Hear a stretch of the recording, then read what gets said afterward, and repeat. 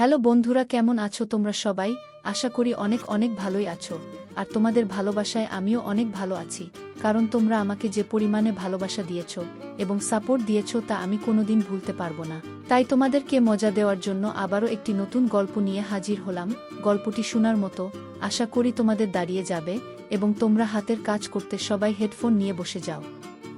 একবার যখন দিদি এবং তার জামাইবাবু কাজের জন্য বাইরে গিয়েছিলেন, তখন বাড়িতে শুধু আমি এবং দিদির শ্বশুর মশাই ছিলাম। শ্বশুরমশাই এর এক কানে শুনতে কিছুটা অসুবিধা ছিল, তিনি মাঝে মাঝে এমন কিছু বলতেন যা আমাকে অস্বস্তিতে ফেলে দিত। একদিন শ্বশুরমশাই এর কানে শোনা যন্ত্রটি ঘরে হারিয়ে যায়। আমি সেটি খুঁজতে তার ঘরে ঢুকি, খুঁজে না পেয়ে বেরিয়ে আসার সময় তিনি আমাকে ডেকে বলেন তার পকেটে খুঁজতে, যদি যন্ত্রটি সেখানে থাকে। আমি ভাবলাম হয়তো সত্যিই ওটা পকেটেই আছে, কিন্তু যখন আমি পকেটে হাত দিলাম তখন বুঝতে পারলাম পকেটটি ছেঁড়া।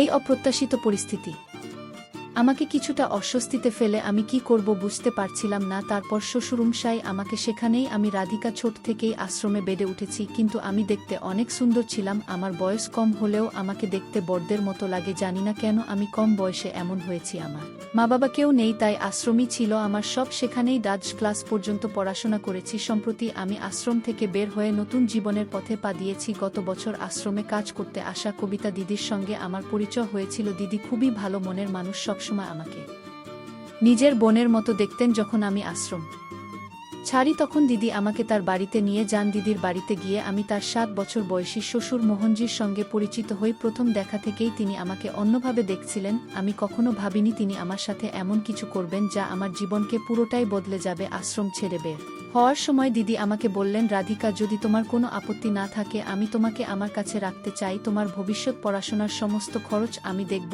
এরপর দিদি আমাকে তাদের জীবনের একটি গোপন কষ্টের কথা জানালেন। তিনি বললেন, আমার বিয়ে হয়েছে, কিন্তু ডাক্তারি পরীক্ষায় জানা গেছে আমি কখনো মা হতে পারবো না। গত কয়েক বছর ধরে তোমার প্রতি আমার গভীর টান তৈরি হয়েছে। আমি তোমাকে দত্তক নিতে চাই। তুমি কি আমার সাথে আমার বাড়িতে যাবে? আমি তোমার সমস্ত দায়িত্ব নিতে প্রস্তুত। আমাদের মধ্যে কোনো রক্তের সম্পর্ক ছিল না, তবু দিদি আমাকে আপন করে নিলেন। ছোটবেলা থেকে আমি কখনো কারো ভালোবাসা পাইনি, বরং আশ্রমে প্রায়ই শুনতে পেতাম যে আমি নাকি রাস্তার ধারে কোনো নর্দমায় ফেলে যাওয়া সন্তান। কিন্তু দিদি কখনো আমাকে পর মনে করেননি। দিদির ভালোবাসা দেখে আমি তাকে জড়িয়ে ধরলাম। দিদির মধ্যে আমি আমার নিজের বর বোনকে খুঁজে পেলাম। একজন অনাথ মেয়ের জন্য কেউ এতটা করতে পারে তা বিশ্বাস করাই কঠিন ছিল, কিন্তু দিদির প্রস্তাব আমি সানন্দে গ্রহণ করলাম এবং তার সঙ্গে নতুন জীবনের পথে পা বাড়ালাম। আমার উচ্চশিক্ষার জন্য আশ্রম ছাড়ার সিদ্ধান্ত নিয়েছিলাম, কারণ দিদি আমাকে একটি ভালো কলেজে ভর্তি করানোর ব্যবস্থা করেছিলেন। দিদি ও তার স্বামী আমাকে তাদের বাড়িতে নিয়ে যান। সেখানে পৌঁছানোর পর আমার দেখা হয় এক 60 বছর বয়সী ব্যক্তির সঙ্গে। তিনি আমাকে দেখেই বেশ অদ্ভুতভাবে তাকিয়ে থাকলেন। দিদি আমার পরিচয় করিয়ে দিলেন আর আমি জানতে পারি তিনি দিদির শ্বশুর। তাদের সম্পর্কে জেনে আমি তাকে প্রণাম করলাম, কিন্তু আশীর্বাদ দেওয়ার বদলে তিনি আমাকে জড়িয়ে ধরলেন, যা আমাকে কিছুটা অস্বস্তিতে ফেলে দেয়। ঠিক তখনই দিদির জামাইবাবু তাকে শান্ত করে সরিয়ে নেন। পরে দিদি আমাকে বললেন, আমার শ্বশুর একটু আলাদা ধরনের মানুষ, তার কানেও কম শোনে আর মাঝে মাঝে তিনি এমন অদ্ভুত আচরণ করেন, কিন্তু তুমি ভয় পাবে না, আমি তো আছি। দিদির এই আশ্বাস আমাকে স্বস্তি দিল। তারপরে দিদি আমাকে আমার ঘর দেখিয়ে দিলেন। আমি সেখানে গিয়ে আমার জিনিসপত্র গুছিয়ে নিতে শুরু করি। ঠিক তখনই হঠাৎ দিদির শ্বশুর আমার ঘরে চলে আসেন। তিনি আবারও আমাকে অদ্ভুত চোখে দেখতে থাকেন। আমি কি বলবো তা বুঝতে পারছিলাম না। তিনি কাছে এসে বললেন, বেটি, আমার পুত্রবধূ তোমার সম্পর্কে সব বলেছে। তুমি খুব ভালো আর মেধাবী মেয়ে। তোমার মতো মেয়ে আমাদের বাড়িতে আসা সত্যিই ভাগ্যের বিষয়। তার কথা শুনে আমার মন কিছুটা হালকা হলো। তিনি তখন স্বাভাবিক লাগছিলেন, কিন্তু হঠাৎ তিনি আমার দিকে এগিয়ে আসতে থাকেন। আমি ভেবেছিলাম তিনি হয়তো আমাকে আবার জড়িয়ে ধরবেন, তাই দ্রুত একটা অজুহাত দিলাম। দিদি আমাকে ডাকছেন বলে ঘর থেকে গেলাম। সেই বাড়িতে প্রথম 3 দিন দিদি ছিলেন বলে সবকিছু ঠিকঠাক লাগছিল, কিন্তু দিদির শ্বশুরের আচরণ আমাকে কিছুটা অস্বস্তিতে ফেলেছিল। 3 দিন পরে দিদি আর জামাইবাবু গ্রামে যাওয়ার প্রস্তুতি নিচ্ছিলেন। দিদি বললেন, আমার মামি হাসপাতালে ভর্তি আছেন, তার দেখাশোনা করার কেউ নেই, তাই আমাকে যেতে হবে। শ্বশুরমশাইকে তো সঙ্গে নেওয়া সম্ভব নয়, কারণ তার দেখাশোনার প্রয়োজন হবে।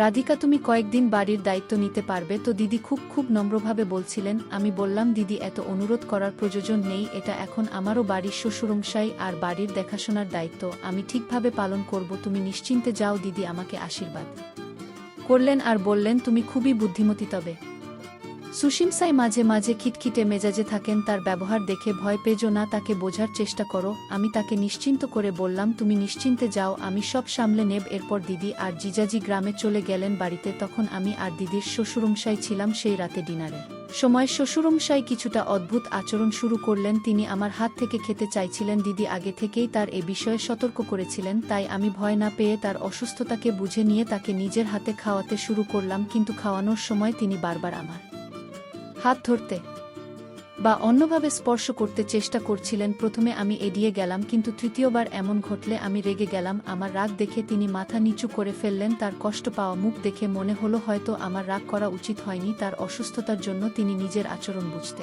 পারছিলেন না। আমি শান্ত হয়ে আবার তাকে খাওয়াতে লাগলাম। তার পেট ভরার পর আমি নিজের খাবার খেয়ে নেই। সেই রাতে যখন আমি ঘুমাতে গেলাম তখন বারবার মনে হচ্ছিল কেউ যেন আমার ঘরে উকি দিচ্ছে। মাঝরাতে মনে হলো কেউ আমার মাথায় হাত রাখছে, কিন্তু আমি গভীর ঘুমেছিলাম, তাই চোখ খুলতে পারিনি। এইভাবে 5 দিন কেটে গেল। দিদির সঙ্গে আমার কথা তেমন হচ্ছিল না, তবে শ্বশুর অংশের অদ্ভুত আচরণ দিন দিন বাড়ছিল। আমি ঠিক করেছিলাম দিদি ফিরে এলে তার সঙ্গে এই বিষয়ে কথা বলবো, কিন্তু তার ফোনে যোগাযোগ করা যাচ্ছিল না। একদিন আমি স্নান করতে বাথরুমে গিয়েছিলাম, হঠাৎ মনে হলো ছবি তোলার আওয়াজ শুনতে পাচ্ছি। সঙ্গে সঙ্গে বাথরুমের জানালার দিকে তাকালাম, কিন্তু কাউকে দেখতে পেলাম না। সেদিনের পর থেকে প্রতিদিনই মনে হতে লাগলো যেন কেউ আমাকে গোসল করার সময় দেখছে। বাড়ির চারপাশে খুব বেশি বাড়িঘর ছিল না, আর যেগুলো ছিল সেগুলোতেও কেউ বাস করত না। আমার মনে সন্দেহ বাড়তে লাগলো। আমার সন্দেহ যাচাই করার জন্য একটা বুদ্ধি বের করলাম। যেমন প্রতিদিন সকালে আমি স্নান করতাম, তেমনি সেই দিনও বাথরুমে গেলাম, কিন্তু এবার বাথরুমে পানির কল চালু করে আমি বাইরে বেরিয়ে এলাম। বাইরে এসে দেখি দিদির সুশংসাই বাথরুমের জানালার কাছে দাঁড়িয়ে আছেন। তার উচ্চতা জানালার সমান না হলেও তিনি হাত বাড়িয়ে মোবাইলে কিছু করছেন। এই দৃশ্য দেখে আমি নিজেকে সামলাতে পারলাম না, রাগে চিৎকার করে বললাম, শ্বশুরমাই আপনি এখানে কি করছেন? তবে কি আমার সন্দেহ সত্যি? প্রতিদিন আপনি এসব করছেন? আমার কথা শুনে তিনি একেবারে হতভম্ব হয়ে গেলেন। কাপা গলায় বললেন, তুমি আমাকে ভুল বুঝছো, আমি শুধু তোমার নিরাপত্তার জন্য এখানে দাঁড়িয়েছিলাম। তুমি এখানে আসার আগে এই ঘর প্রায় বন্ধ থাকতো, অনেকবার এই জানালা দিয়ে বড় প্রাণী ঢুকে পড়েছে। শ্বশুরাই বললেন, আমি এখানে এসেছিলাম যাতে কোনো পশু জানালা দিয়ে ভিতরে ঢুকে না।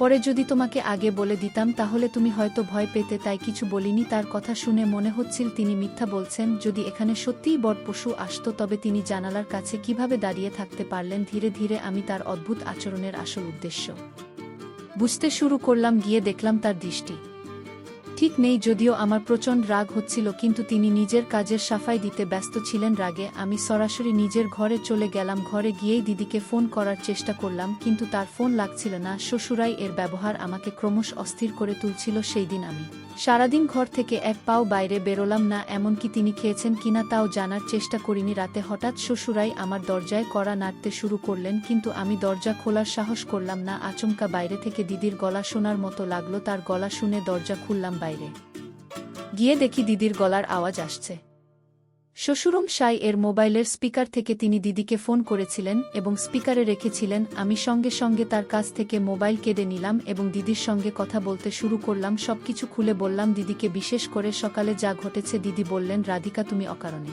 শ্বশুরমশাই এর বিষয়ে খারাপ ভাবছো, তিনি যা করেছেন তা শুধু তোমার ভালোর জন্য। দিদি বললেন, তুমি অযথা শ্বশুরমশাই এর উপর রাগ করো না, তিনি যা বলছেন সেটা সত্যি হতে পারে। সেই বাথরুমে সত্যিই কোনো পশু ঢুকে যেতে পারে। আমি তোমাকে আগেই বলেছি যে উনি একটু অসুস্থ এবং অদ্ভুত আচরণ করেন। আমি বললাম, ঠিক আছে, আমি আর কিছু বলবো না, কিন্তু তুমি কবে বাড়ি ফিরছো? আমার কলেজে ভর্তি হওয়ার কাজ এখনো বাকি, সেটা কখন করবে? দিদি বললেন, এখনো ভর্তি হতে অনেক সময় আছে, তার আগেই আমি বাড়ি ফিরে আসব। তবে ততদিন তুমি শ্বশুরের ভালো করে দেখাশোনা করবে। আমি আবারও দিদির কথা মেনে নেওয়ার প্রতিশ্রুতি দিলাম। মনে হচ্ছিল প্রতিবারই দিদি আমাকে এই পরিস্থিতিতে ফেলে যাচ্ছে। পরের দিন সকালে নাস্তার পর শ্বশুরাই বাড়ি থেকে বেরিয়ে গেলেন। আমি তার কোথায় যাচ্ছেন তা জিজ্ঞেস করিনি। কিছু সময় নিজের কাজ নিয়ে ব্যস্ত থাকলাম এবং ভাবলাম দিনটা শান্তিপূর্ণ কাটবে। বিকেলে শ্বশুরাই বাড়ি ফিরে আসার পর আমার হাতে একটি চকচকে পোশাক ধরিয়ে দিয়ে বললেন, এই পোশাকটি পরে সাজগোজ করো। আমি স্পষ্টভাবে তাকে না বলে দিলাম। এরপর তিনি দিদিকে ফোন করলেন। সাধারণত দিদি এত তাড়াতাড়ি ফোন ধরে না, কিন্তু সেদিন শ্বশুরাই ফোন আমাকে দিয়ে বললেন, দিদির সঙ্গে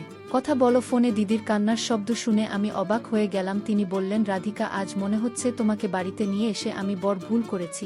আমি তোমাকে বোনের মতো ভালোবেসেছি, ভালো জীবন দেওয়ার জন্য এই বাড়িতে এনেছি, কিন্তু আজ তোমার জন্য আমার নিজের অবস্থান টলমল হয়ে গেছে। আমি হতবাক হয়ে জিজ্ঞেস করলাম, দিদি কি হয়েছে? আমি কি করেছি যার জন্য তুমি আমাকে এভাবে দোষ দিচ্ছ? দিদি বললেন, আমার শ্বশুর খুব রাগী মানুষ, তার কোনো কথা না মানলে তিনি সঙ্গে সঙ্গে রেগে যান। আমি শুনেছি তুমি নাকি তাকে অনেক সময় পাল্টা উত্তর দিচ্ছ, তার জন্য তিনি আমার উপর খুব ক্ষুব্ধ। যদি তুমি সত্যিই আমাকে বোন বলে মনে করো তবে আজ থেকে তুমি তার সঙ্গে আর তর্ক করবে না। মনে রেখো, তোমার কারণে যদি আমাকে এই বাড়ি থেকে বের করে দেয়া হয় সেটা আমার পক্ষে মেনে নেওয়া সম্ভব হবে না। আজ তার জন্মদিন, তিনি যা বলবেন তা মেনে চলো।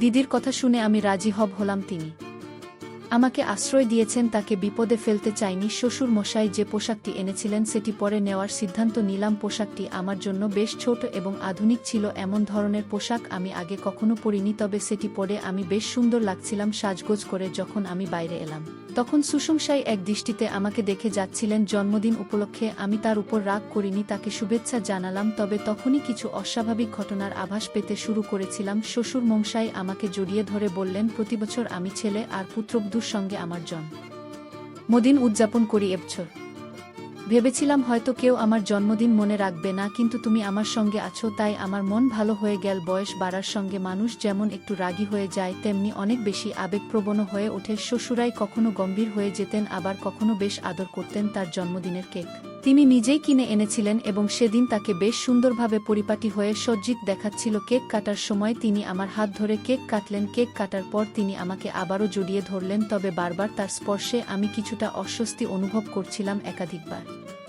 তিনি